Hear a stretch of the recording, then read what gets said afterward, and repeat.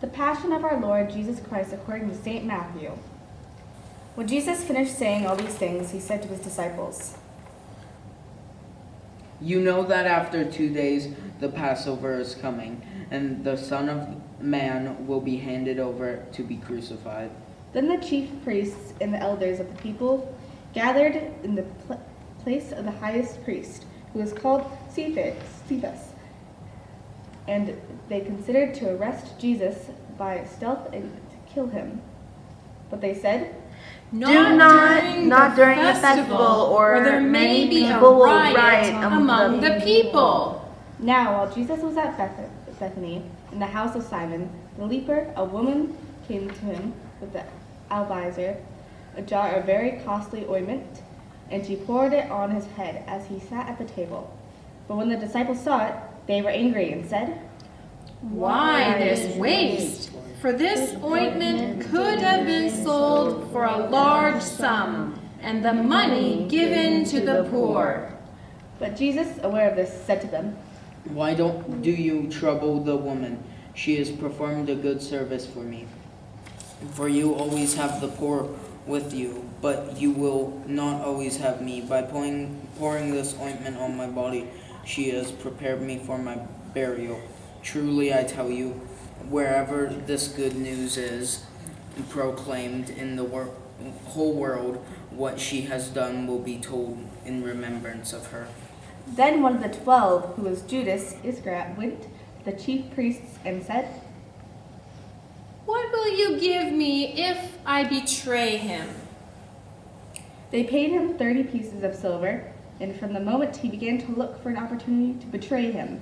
On the first day of the unleavened bread, the disciples came to Jesus, saying, "Where do you want us to make the preparations for you to eat the Passover?" He said, "Go into the city to a certain man and say to him, 'The teacher says, my time is near. I will keep the Passover at your house with my disciples.'" So the disciples did as Jesus had directed them.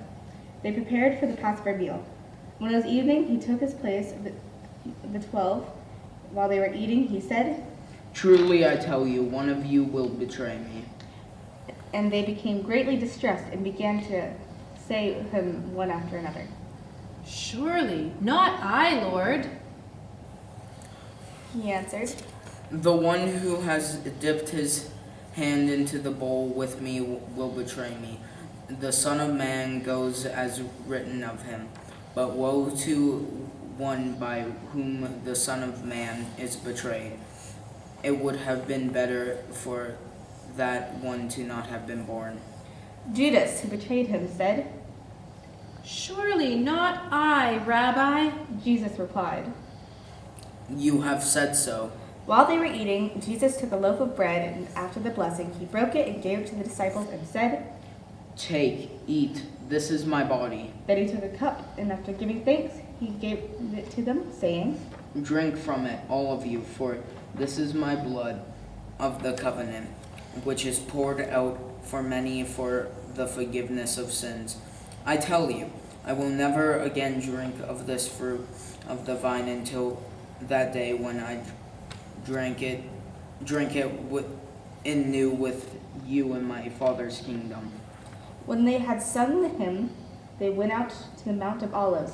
Then Jesus said to them, "You will all become deserters because of me this night, for it is written, I will strike the shepherd, and the sheep of the flock will be scattered.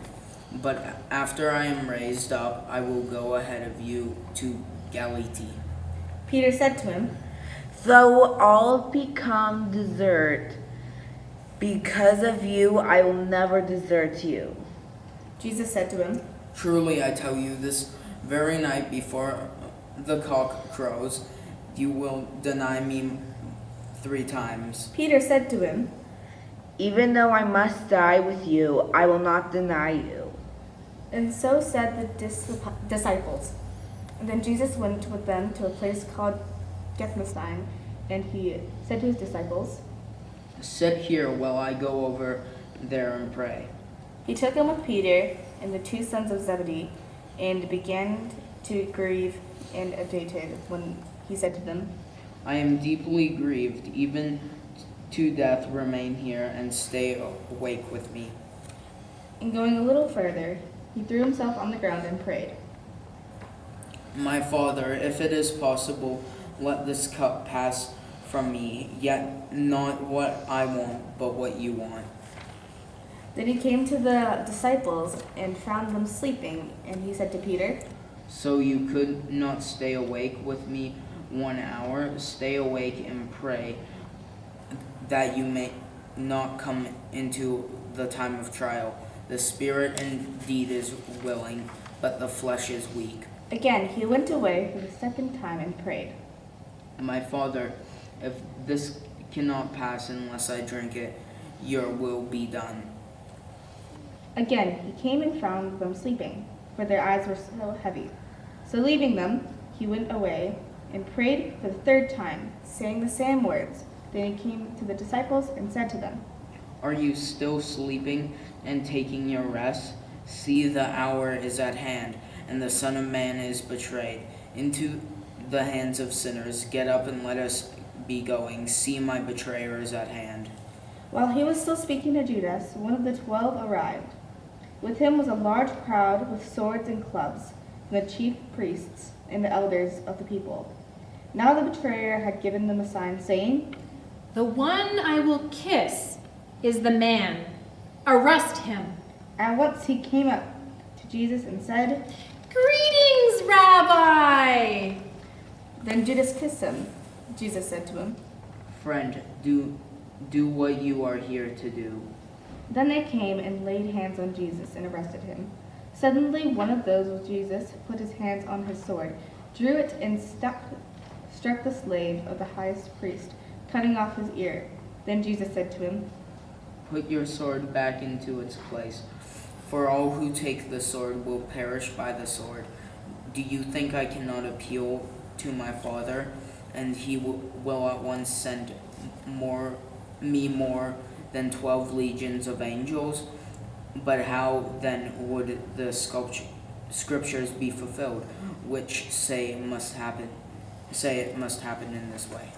At that hour Jesus said to the crowds, Have you come out with swords and clubs to arrest me, as though I were a bandit? Day after day I sat in the temple teaching, and you did not arrest me. But all this has taken place, so that the scriptures of the prophets may be fulfilled. Then all the disciples deserted him and fled. Those who had arrested Jesus took him to the Caiaphas at the head of the priest, in whose house the scribes and the elders had gathered. But Peter was following him at a distance as far as the courtyard of the high priest. And going inside, he sat with the guards in order to see how this would end. Now the chief priests and the whole communal were looking for false testimony against Jesus so that they might put him to death, but they found none.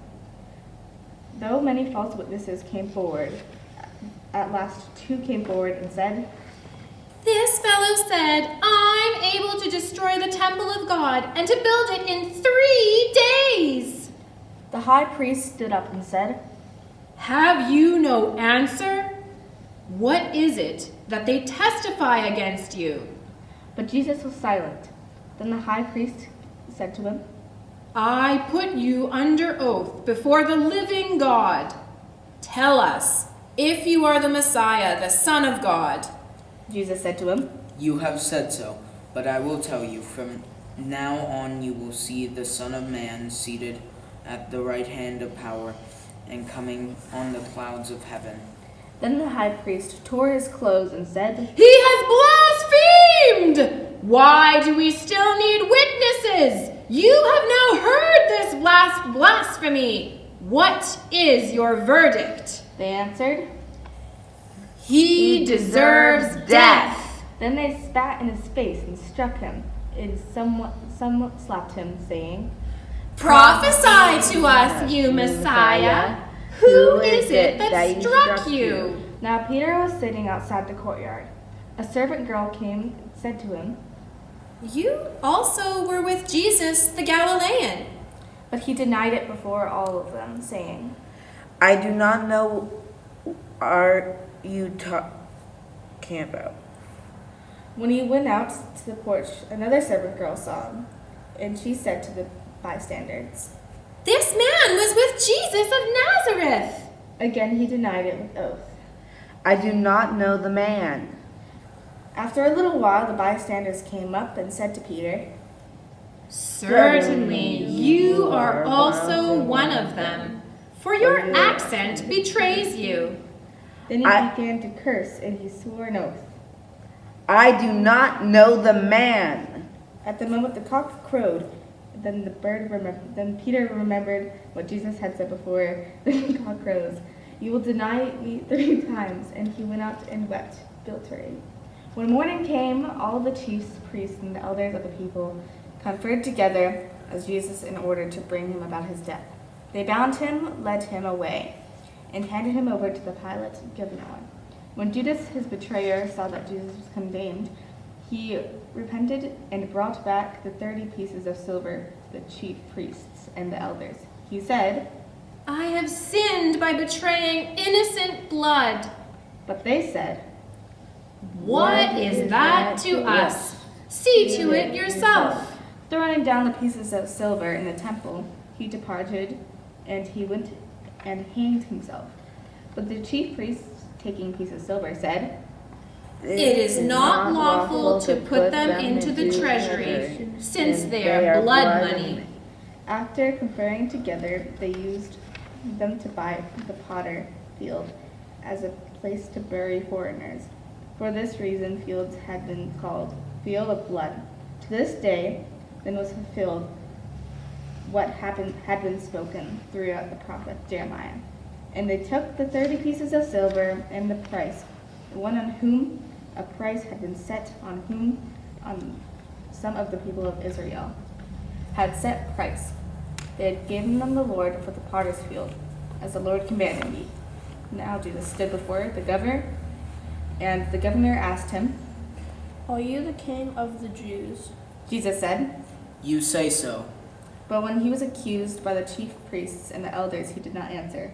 Then the Pilate said to him, Did you not hear how many accusations they make against you? But he gave them no answers, not even a single charge, so that the governor was greatly amazed. Now the festival governor was accustomed to release a prisoner for the crowd, anyone whom they wanted at the time. They had notorious prisoners called Jesus Barabbas. So after they had gathered, the Pilate said to them, Whom do you want me to release for you? Jesus Barabbas? Or Jesus who called the Messiah? For he realized that it was out of jealousy that they had handed him over. While he was sitting on the judgment seat, his wife sent word to him, Have nothing to do with that innocent man for today. I have suffered a great deal because of a dream about him. Now chief priests and the elders persuaded the crowd to ask for Barabbas and to have Jesus killed. The governor again said to them, Which of you two do you want me to release for you? and they said, Barabbas. The Pilate said to them, Then what should I do with Jesus who is called the Messiah? all of them said. Let him be crucified. Then he asked, Why? What evil has he done? but they shouted all the more. Let him be crucified. So when the Pilate saw that he could do nothing but rather riot, it was beginning. He took some water and washed his hands before the crowd, saying, I am innocent of this man's blood. See it to yourself. Then the people as a whole answered, His blood be on us and on our children. So he released Barabbas for them after flogging Jesus. He handed them over to be crucified. Then the soldiers of the governor took Jesus into the governor's headquarters, and they gathered him to the whole court around them. They stripped him and put a scarlet robe on him. After twisting some thorns into a crown, they put it on his head. They put a reed in his right hand and knelt before him, and they mocked him, saying, Hail, King of the Jews. They spat on him and took the reed and struck him on the head. After mocking him, they stripped him of the robe and put his own clothes on him. Then they led him away to crucify him. As they went out, they came upon a man from Cyrene named Simon. They compelled this man to carry out his cross. And when they came to the place called Golgotha, which means place of skull, they offered him a wine to drink mixed with gall. But when he tasted it, he would not drink it. And when he had crucified him, they divided his clothes among themselves by casting lots. Then they sat down there and kept watch over him. Over his head they put charge against him, which reads, "This is Jesus, the King of the Jews." When the two bandits were crucified with him, one on his right and one on his left, who passed by derided him, shaking their heads and saying, You who would destroy the temple and build it in 3 days, save yourself.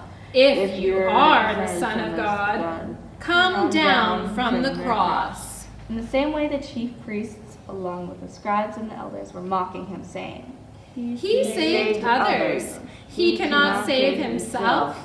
He is the King of Israel. Let him come down from the cross now, and we will believe in him. He trusts in God. Let God deliver him now, if he wants to. For he said, I am God's son. The bandits who were crucified with him also taunted him in the same way. From noon on, darkness came over the whole land until 3 in the afternoon. About after 3 o'clock, Jesus cried with a loud voice, Ele, Ele, lema sabachthani? that is, my God, why have you forsaken me? When some of the bystanders heard it, they said, This man is calling for Elijah. At once one of them ran and got sponge and filled it with sour wine and put it on a stick, and they gave it to him to drink.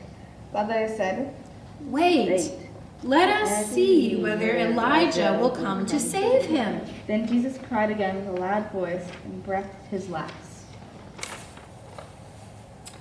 At that moment, the curtain of the temple was torn into 2, from top to bottom. The earth shook and the rocks were split. The tombs were opened, and many bodies of the saints who had fallen asleep raised after his resurrection. They came out of the tombs and entered the holy city and appeared to many. Now when the centurion and those with him who were keeping watch over Jesus saw earthquake and what took place, they were terrified and said, Truly, this man was God's son. Many women were also there, looking from a distance. They had followed Jesus from Galilee and provided him among them were Mary Magdalene and Mary, the mother of James and Joseph, and the mother of the sons of Zebedee. When it was evening, there was a rich man from Arimathea named Joseph, who also was a disciple of Jesus. He went to Pilate and asked for the body of Jesus. Then Pilate ordered it to be given to him. So Joseph took the body and wrapped it in clean linen cloth and laid it down on his own tomb, which he had hewn in the rock. He then rolled a great stone to the door of the tomb and went away. Mary Magdalene and the other Mary were there sitting opposite the tomb. The next day, that is after the day of preparation, the chief priests and Pharisees gathered before the Pilate and said, Sir, we remember what that impostor said while he was still alive. After 3 days I will rise again. Therefore, command the tomb to be made secure until the 3rd day. Otherwise, his disciples might go and steal him away and tell the people, he has been raised from the dead. And the last deception would be worse than the first. Pilate said to them, You have a guard of soldiers. Go, make it as secure as you can. So they went with the guard and made sure the tomb was secure by stealing the stone.